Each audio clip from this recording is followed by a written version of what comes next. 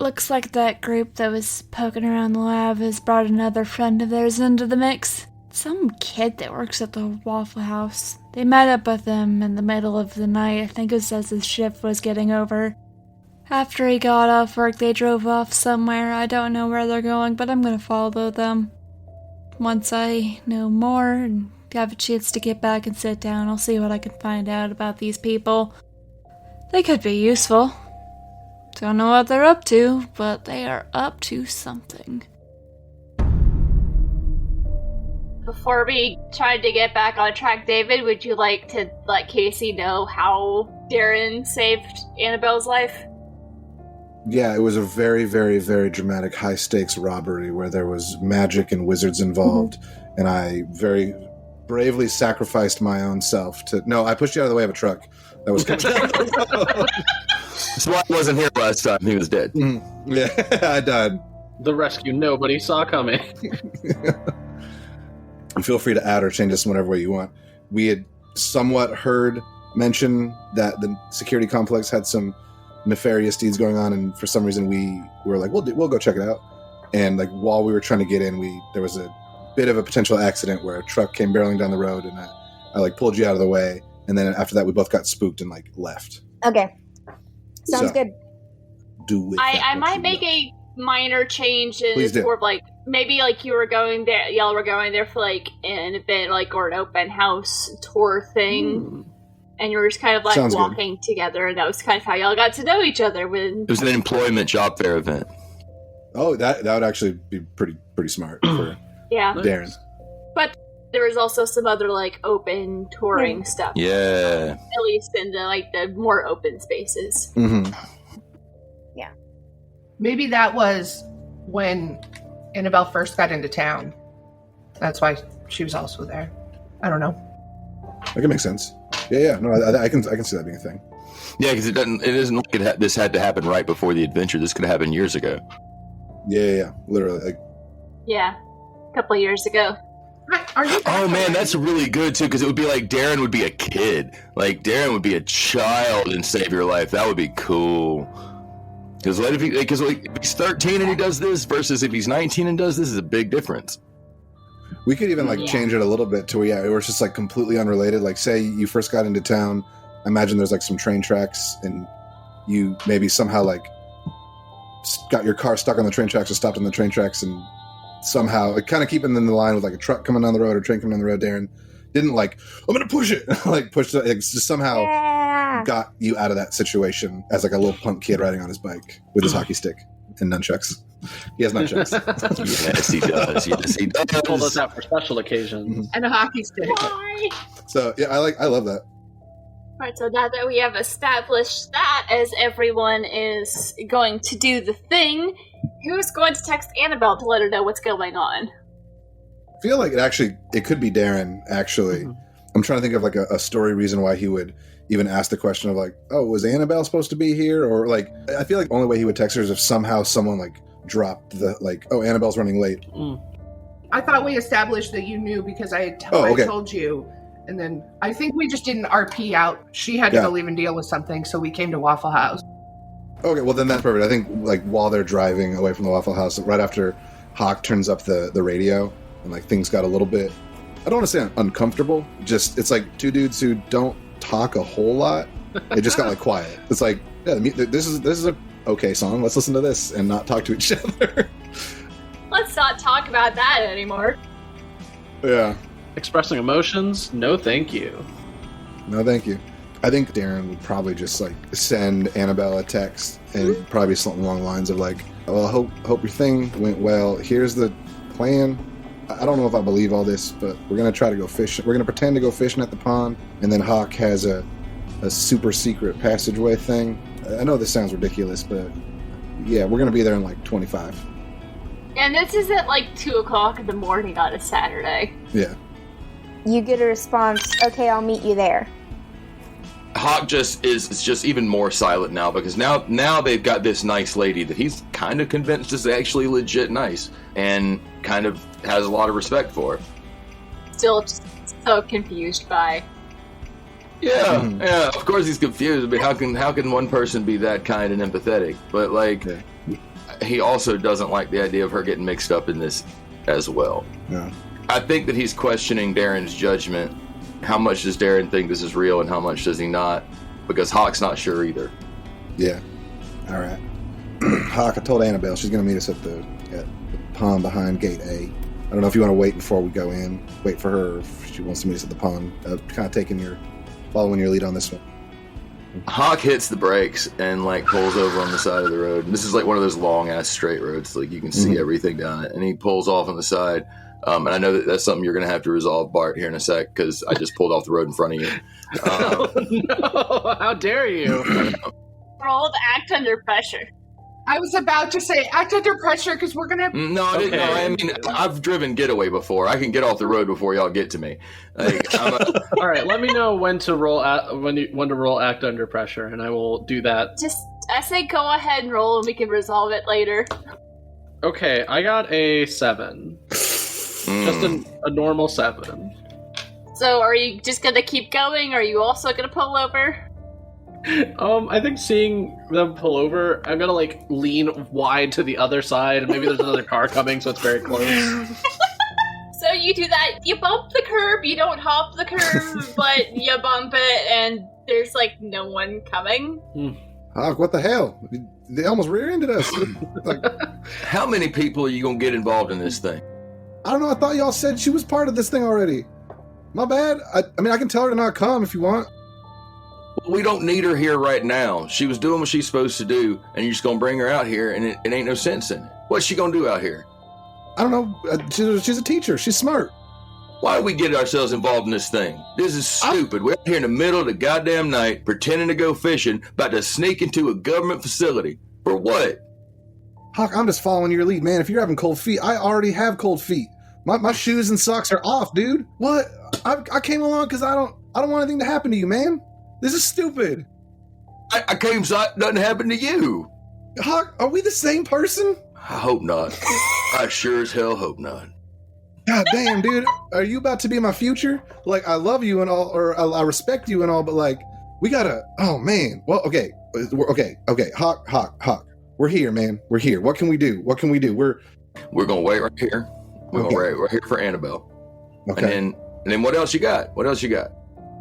Oh, and he opens up his backpack. He's like, well, I got these. And he pulls out some nunchucks. And he's like, this is it, man. Like, this is the literal extent of my plan. Like, I was just going to hit someone with these nunchucks. And I guess I got my hockey stick and my bike. I guess those are the 3 things I bring to the table. I'm not a special dude. I'm just trying to make my way in this world, man. And it seemed like this was a good opportunity. I respect you. Just sure as hell do not tell her I said this. But if anything happened to Roz, I don't know what I would do. So if she's believing this, Bart, I don't know, man. I called him a street magician once, and he almost killed me. And I don't know if I trust him with Roz. And I'm just trying to live to see another day, man. So I got these nunchucks, and that's where we're at.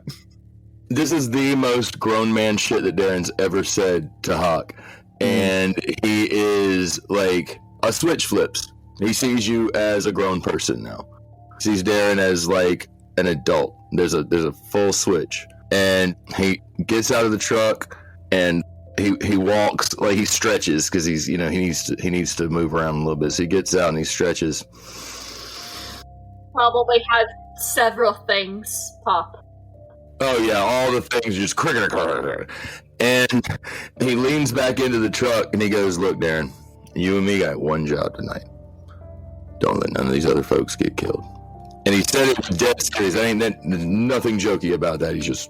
And I think Darren just in that same vein of, he's always viewed Hock as an adult, but like Hock's kind of a shady character, and this is the first time you've said something that really resonates with Darren. Like, yeah. He just nods and he opens the truck and he gets out. Good. So, like, my plan as Hock is just to like stay outside of the truck, get stretched out, hope that the mystery machine comes back, and just wait for Annabelle, because there's only this one road into the plant from there. Yeah. Does Annabelle have a car? Probably. Yeah, probably. Yeah, we can say you have a car. It might not be a super fancy car, but you have a car. It's like a not a Prius, a Chevy Prism. Toyota It's a Ford Focus. Ford Focus, there it is. That's the real actual car I have. Oh, absolutely red. I have a Ford Focus. I feel you, girl. I do. I've got them myself. Oh my god. My last car was a Focus. Her dad owned a Ford dealership for a while, so... Yeah, my dad owned a Ford dealership, so when he sold it, that was part of the sale. I got to... Hey, nothing wrong with Ford Focus. It's a good car until the engine decides it's about to fall out while you're in Tennessee. I love it. You don't want to get stuck in that state. What do you have against Tennessee? Nothing. I was trying to get us back to Oak Ridge. I imagine with GPS you're able to find the lab, and after however long it takes you come across... Bart, do you just kind of leave your car where it is? Or do you pull back over to the right side, the correct side of the street? No, obviously, like, after swinging around and going, like, why'd they stop? Why did they do that? Swings back to the normal side of the road, and just, like, pulls to a stop, like, maybe 100, 200 feet down. And just, like, waits. Probably bump that curb a little bit, too. Yeah, no, for sure. It's like when the bouncy things are up in a lane of bowling. It's just bop, bop, bop.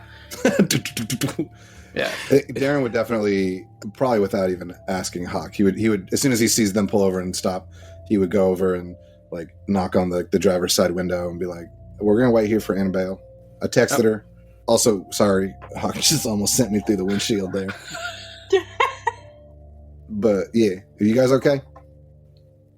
Yeah, I mean, I'm good. I just normal. Yeah, just a little rattled, I guess. Yeah. I mean, it looks like you rattled your car. You hit both curbs. Oh, that was all me. That wasn't you all. That was just all me. I don't know how I pulled it off, but it's an art. Right on. So you're saying you would have hit both those curbs even if we hadn't stopped? Yes. That's worrisome. Have you not been watching in the rearview mirror this whole time?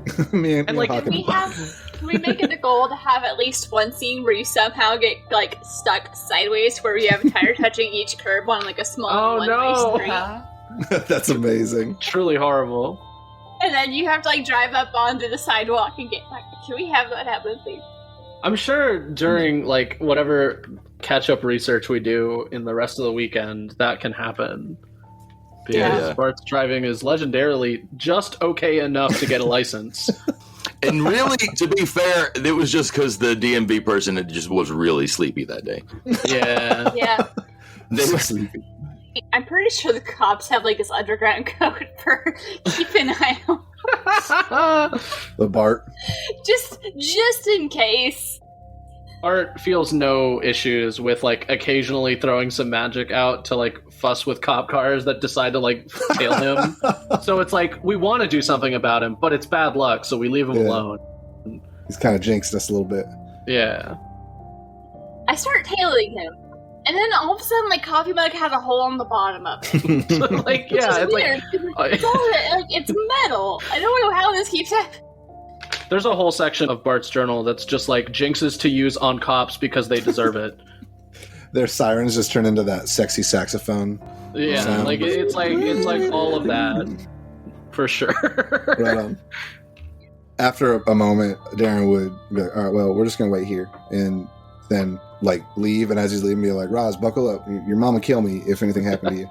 Then just go, like, find rocks and just, like, throw them into the woods. Like, I thought I was buckled up. Okay. Just make sure. I heard a protest meow. Yeah, for sure. Yeah, no, I think Bart gets out and goes into the back and, like, starts digging through, like, boxes and gets some stuff ready. Hock is putting hooks and weights on the lines of the fishing poles. Smart. Roz yells, according to this website, don't forget the bobbers. Roz, you know how to fish? Yeah, no, I found a website. I feel like that's a good way for delicate things to get damaged, especially in the back of your truck when they're covering the bicycle. Just all tangled. No, they're not tangled. I know how to keep the line on a cane pole in place. Y'all, I'm from here. Like, I know this shit. Yeah. I've broken more cane poles than some of y'all have used. Probably. I've been fishing exactly once after 2 hours. I finally caught something and it just opened its mouth and I'm like, oh. Nice. Then you didn't catch it. So I'm making this joke about Roz, but like I went fishing a ton when I was a kid. So you like, know. I actually know, but it's funny that Roz doesn't. It's an outdoor activity. She's found a website, but she's also, I'm going to place it in here now so when I think of it later. She's also, this is peak time for deep web shit. So she's probably looking something up, but I don't know what she's looking up. 2 a.m. is exactly when the deep web is active. You also really don't want to be playing online video games. That's when the good kids come out. There's probably a variety of things you could be checking into areas related to the one information you've gathered so far to see if there's any more information on stuff like that. I mean, yeah, that works. I just figure somewhere along the line I'm going to think I should have researched this, and this is the place that happened. Yeah, I see. I love that. That's super smart. I love it. But you can only do that once. That's a long errand fuckery right there. Like, I mean, it's some Nicola fuckery. Like, I'm planting the seeds for when my brain catches up. Oh my god. Smart. I think before Annabelle gets here, Bart's gonna just try to get the vibe of like the night to see if like there's gonna be any issues with like anything from the forest. So I'm gonna try to investigate a mystery, I guess, just to like see if I can pick up some spooky vibes or anything. Give me the roll. That is a 10 plus 2, so 12. And I'm going to go ahead and use forensic divination, which adds the question, what magic was done here? To you got a 12? Yeah, well, not a natural 12. I got my plus 2 from Sharp. Rock and roll. Nice, dude. I'm just going to go through and look up those questions because... Sure, so I get hold 2, and I get to ask has there been any magic done? So is there any magic going on around me, I guess is my first question. So I'm taking out my little mortar and pestle. I have a map of the town set up, and I'm just like dropping little bits of powder to see if there's any magic showing up. We're getting serious. I had to switch from soda to beer. Heyo. And I'm sitting here trying to think, Doug, do you think time weirdness would show up as magic? I always conceived that the weird wobbly time and the radiation were the elements of the magic. Like, radiation is the element, and the time warping is an effect of that elemental power. So the radiation, he should see something that's related to that, and he should probably also see, like, I would imagine it as like waves that exist in maybe the most bright colors that he's seeing that seem to shift the weight of the world in those places. Yeah, and a lot of it feels more like there was something that was there, but it doesn't look like there's anything currently actively happening. And then there's also just pockets of more natural magic that exists in areas that you're kind of familiar with. You've done this before? Yeah. So you're aware of where some of the natural stuff congregates. You're like, I'm just not going to mess with that. It's fine. Yeah, there's one spirit directly underneath the combination Pizza Hut Taco Bell that Bart just does not fuck with. Yes. It's a gaseous form. Yeah, it's truly the stuff of nightmares, and Bart will never go back there. Really, very much so.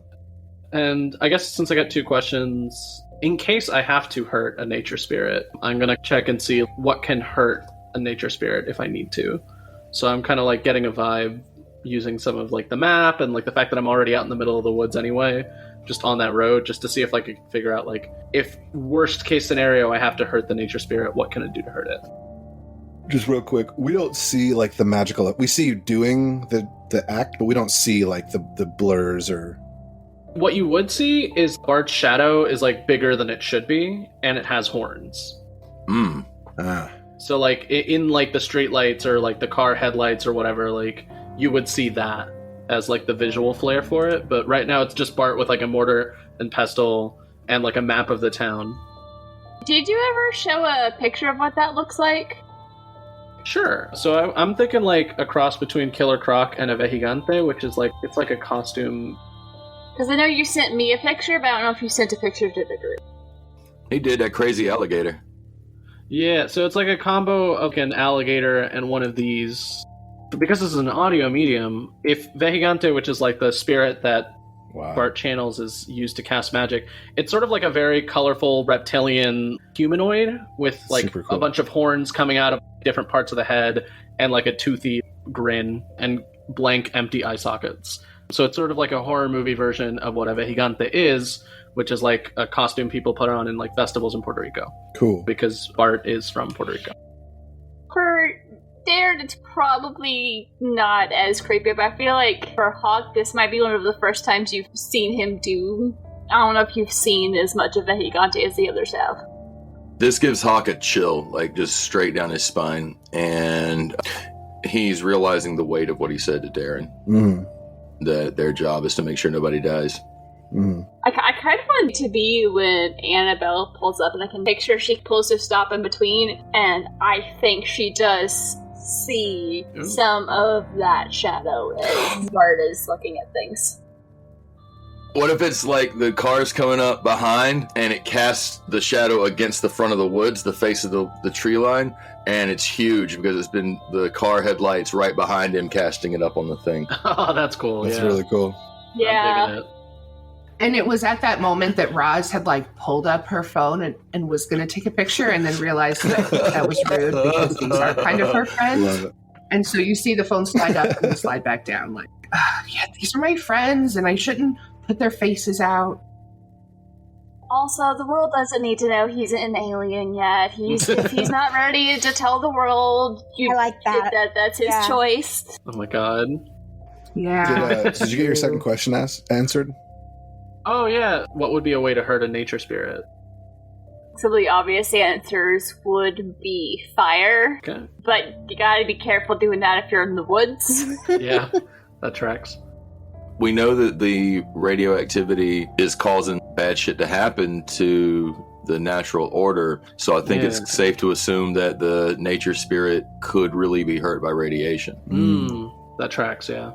But it's a protector. So probably trying to keep things from the radiation. Mm-hmm. Yeah. Oh, it might be like sucking in the radiation.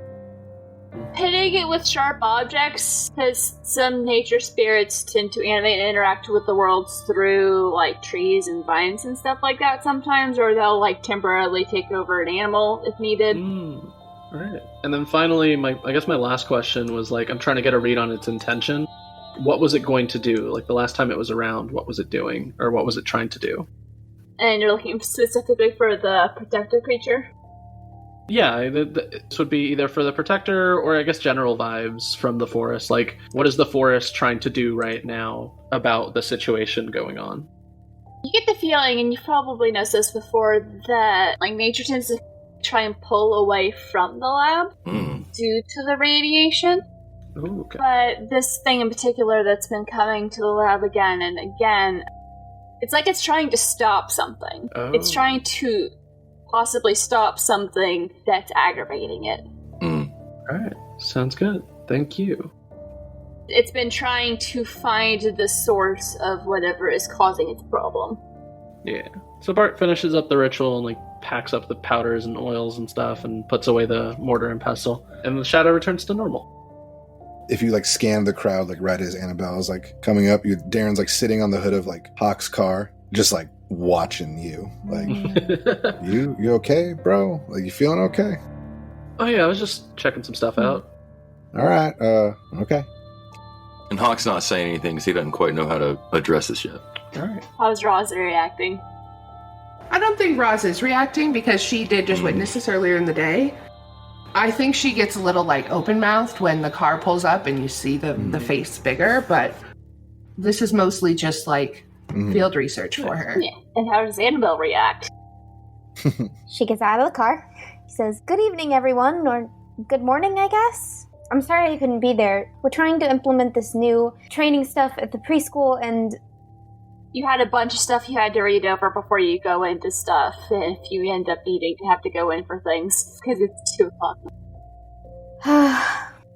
kinds of meetings. It's just been a mess. Well, shit. Sorry, didn't mean to distract you from your actual work. Just these folks over here. It's 2 o'clock in the morning. It is also 2 o'clock. I apologize. I'm on an opposite schedule from everyone, but they also these fine folks here said you were already involved, so I thought it only polite to let you know what we were doing. I needed the break. All right. Well, Hock, say what you say. This is how we're going to do this.